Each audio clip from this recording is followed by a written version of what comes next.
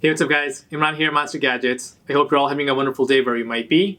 Thank you so much for joining me. And in today's video, we're going to go ahead and unbox and set up the DJI Osmo Mobile 6, as well as compare it to the DJI Osmo Mobile 4 that I've had for a couple of years. So let's go ahead and dive into it.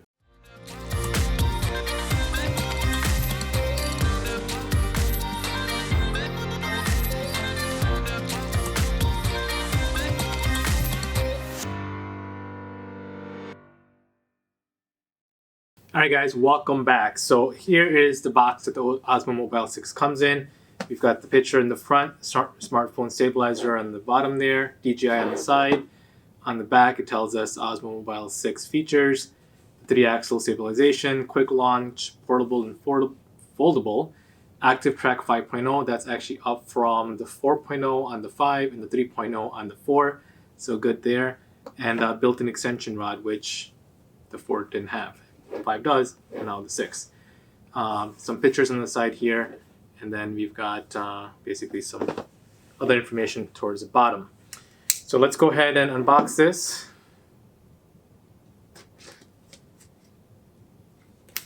For those of you that might be joining me for the first time, all my videos are timestamped, so if you want to skip to one part of the video, you certainly can.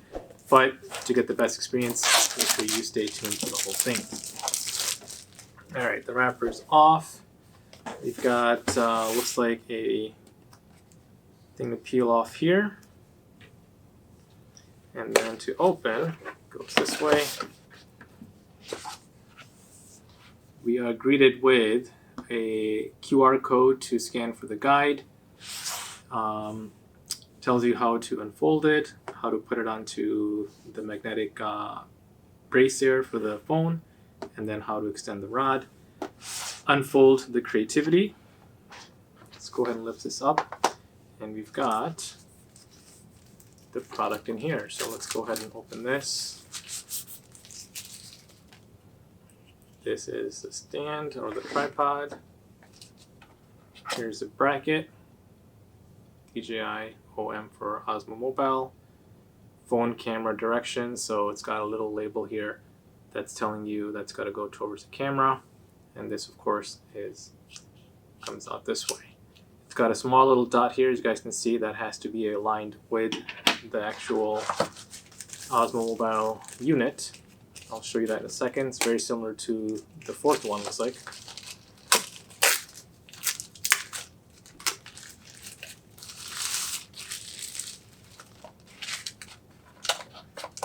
And then we've got, I didn't even see what this is, but if required, use an anti-slip pad to secure the mobile phone on the holder. That's interesting. They kind of give these little tabs. Okay, we'll see what that is later. In here, we've got, what do we have here?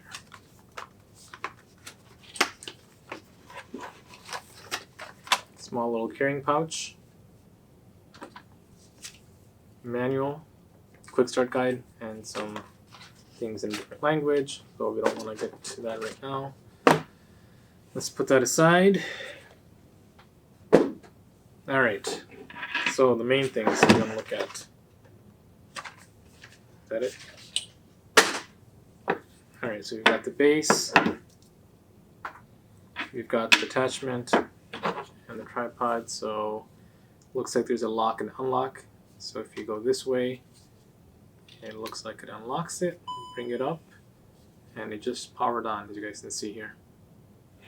Let me go ahead and attach this in the bottom. Just basically should be able to just screw it on. Just like that. And then we've got our joystick here, memory, record, to turn around, and this is supposed to be a zoom. So it's blinking. I'm going to bring my phone here close to it. That's my Tesla service.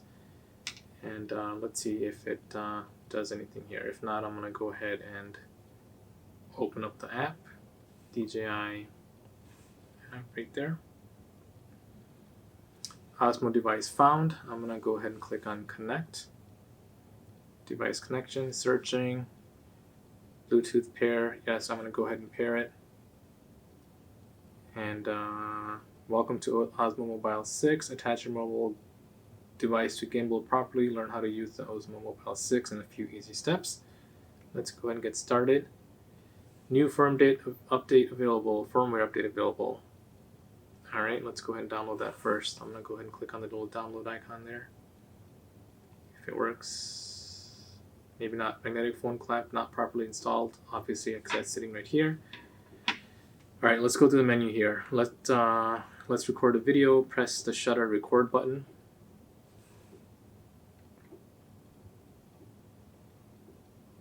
Okay, so before we do that, let me go ahead and attach the clip here. So again, this is going to be facing up. Now with this new version, you're supposed to be able to leave your phone case on and clamp this on, where the previous one you couldn't. So I'm going to go ahead and put this on with the case and see how well it works. So that is on there securely. I've got the dot facing up, and the camera icon is facing towards the camera. Now if you look at this, it's got the attachment right there. So I'm going to go ahead and basically attach these two like this, so that way the dot faces the arrow, as you guys can see there. And now I did pick up the fact that it's connected. I'm going to go ahead and let's see, follow the commands here. I'm going to press this. It's doing its thing. Okay, it started recording. So now it's currently recording. So I guess it's set up. I'm going to stop. I'm going to exit the little exit beginner tutorial, confirm. Tap more, general to replay. I'm going to go ahead and hit complete. Firmware update available. Let's try updating this now. I clicked on the update, and I don't know how to show this to you. There you go. Let's try that.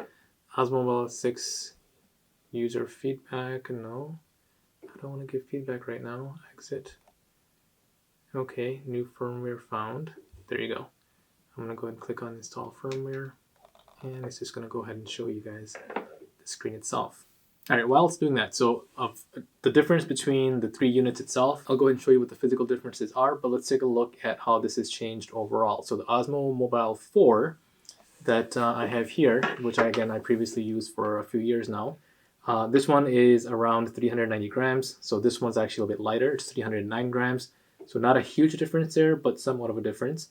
And the magnetic clamp that I use, that looks like it's 31 grams compared to the 34 gram that was with this one here, the 4. And then the color, obviously, there's a physical color difference. The battery itself, looks like there's a change in the battery. The Osmo Mobile 4 used a ion battery, where this one has the LiPo battery, and it's 1000 milliamp compared to the 2450 milliamp. So you are losing some battery time, or I guess use time. This was rated for about 15 hours, where this is rated for 6.5 hours. Now, the good thing is, to charge this fully, it would take about 2.5 hours, where compared to this, it's supposed to take about 1.5 hours. So a lot less time charging it, because it doesn't have that capacity. So you get less time charging it, and then of course less time using it as well. So there's a little bit of a downfall there. The gimbal itself, as far as the rotation, roll, and tilt, that's all about the same. The Bluetooth on this one is a 5.0. This is a 5.1. And one thing that I do want to try out is the biggest thing that I'm looking forward to is, number one, the extension rod, which this one doesn't have. This is basically fixed, so you are getting what you get. So if you want to be able to move up and down, you physically have to move the gimbal up and down, whereas in this one, you should be able to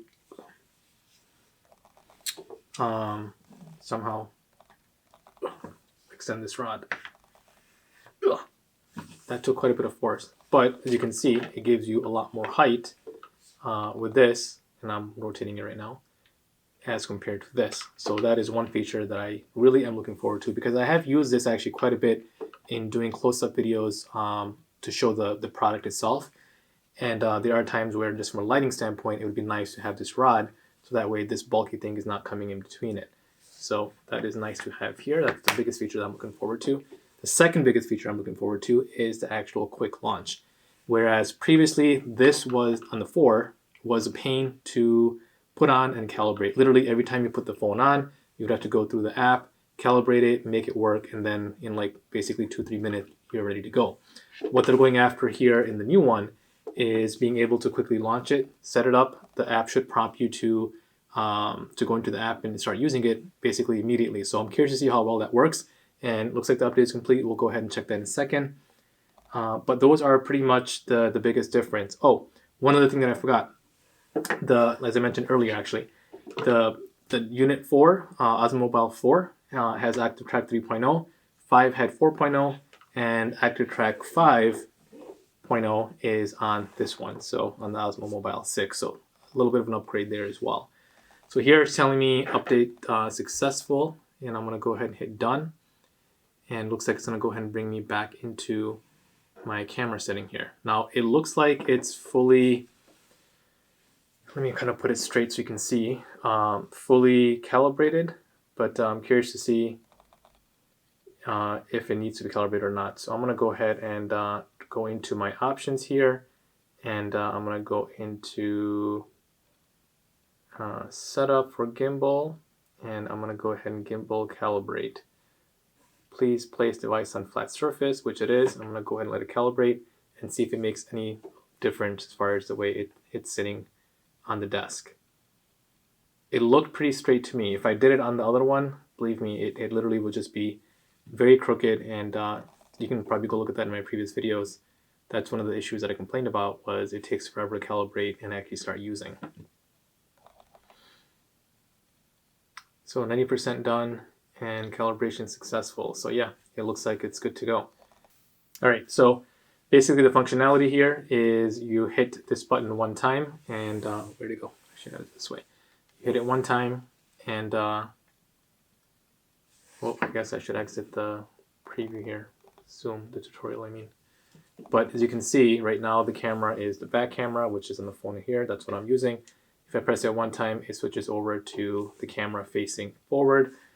And I gotta exit this. Let's see if I'm coordinated enough to do it through my monitor. If I press it twice, it goes from landscape to portrait, and then back if I press it twice, and again one time to switch the camera back and forth. Then you've got your record button, and then you've got your memory power on, power off button, and this is pretty cool. This is the actual zoom feature that you can use. So all I'm doing is turning the wheel here, whereas in this one, the 4, you didn't have that zoom feel, or actually even in the 5, if I'm not mistaken. Let me take a look. Yeah, even the 5 looks like it did not have a zoom wheel. So that should come in really handy, because as I am looking at products that I want to be able to get up and close to, I can literally leave this on the desk. I can point it down, and then I can go ahead and zoom out and in, and have a very steady shot. So that should come in really handy. With the joystick, of course, you can go ahead and pan up or down, or basically tilt or move anywhere you want to, and be able to record the video very smoothly. Now, one of the things I do want to say that everyone should know about is this gimbal itself. Obviously, it's for a smartphone, and it does not have the same capabilities as a normal gimbal would for like a DSLR. What do I mean by that? So one of the issues that I continuously had with the 4 was if I'm holding it this way and I go down, it doesn't actually hold its position. It goes down with it. I can try holding the trigger down and doing it, it just wouldn't do it as cleanly. Whereas if you had a normal camera and you wanted to stay there and be able to go up and down, so if I wanted to do a shot like this where I'm going down and coming back up, I want the camera to be facing forward. So for example, again, I'll try it again with this to show you guys. So I got it facing forward. If I want to lock it here and get a shot from up to top to bottom, it'll only go that far and then kind of struggle to do anything else. So if I readjust it, it'll go forward, but again, it's not able to maintain it up to that level. If I go any further down, it'll just continue going down with it. Let me go ahead and recenter that. And if I was to go up, that's where it'll stop. Whereas a normal, it doesn't stop there. So if you're looking for that type of functionality, don't expect it from this gimbal. It's just not capable of doing that. So it doesn't truly replace a true gimbal that you would use for DSLR, but this is great for everyday use. Product shooting, you can still do that with it. For family fun, things like that, or if you're out on the go somewhere and you want to be able to record some action, this works out great. But just know that it has its capabilities and it's not truly a fully functional gimbal in that sense. All right, now that we've gone through some of the features, let's go ahead and take a look and see how quick this actually sets up and works. So I'm gonna go ahead and turn this off, and you guys can see it's disconnected. I'm gonna go ahead and take my phone off and exit out of the app here, and get the clip off as well. Turn the phone off and fold this. So that is done. Now when I open this, it should turn on and it should alert me on the phone. So let me go ahead and then unlock my phone here and see what it does. So I'm gonna go ahead and open this up. Does it tell me on the phone? Not so much. It's supposed to alert me. It doesn't.